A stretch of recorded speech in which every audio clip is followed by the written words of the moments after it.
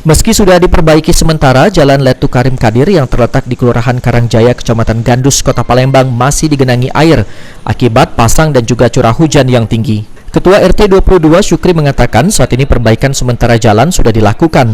Sementara terkait perbaikan permanen masih menunggu dari Dinas PUPR Provinsi dan Kota. Rencananya di kawasan ini akan dibangun jembatan. Sementara untuk pelaksanaannya belum diketahui karena akan ada pemeriksaan tekstur tanah terlebih dahulu. Ditambahkan Syukri, meski sudah diperbaiki sementara, untuk beberapa hari ini jalan masih tergenang dikarenakan sebelumnya debit air sangat tinggi, namun tidak separah pada saat belum diperbaiki. Baik Pak, ini kan jalannya sudah dilakukan perbaikan sementara Pak. Untuk upaya perbaikan jangka panjangnya itu bagaimana Pak?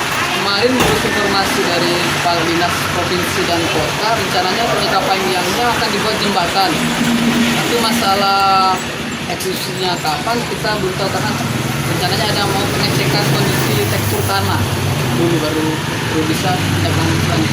Ini Pak, perbaikan sementara ini kalau air pasang itu masih tergenang atau tidak Pak? Untuk beberapa hari ini masih tergenang karena posisi hari udah 3 atau 4 hari yang lalu posisi air terlalu tinggi, jadi tetap tergenang. Tapi tidak separah yang waktu itu ya? Ya, tapi tidak separah sewaktu sebelum ditimbun, sebelum diperbaiki. Harapannya Pak? Ya harapannya kalau bisa secepatnya, apa yang jangka panjangnya, apa mau di jembatan atau mau gimana biar lalu lintas di Jalan Letu Karim Kadir khususnya di RT 22 bisa berjalan dengan lancar.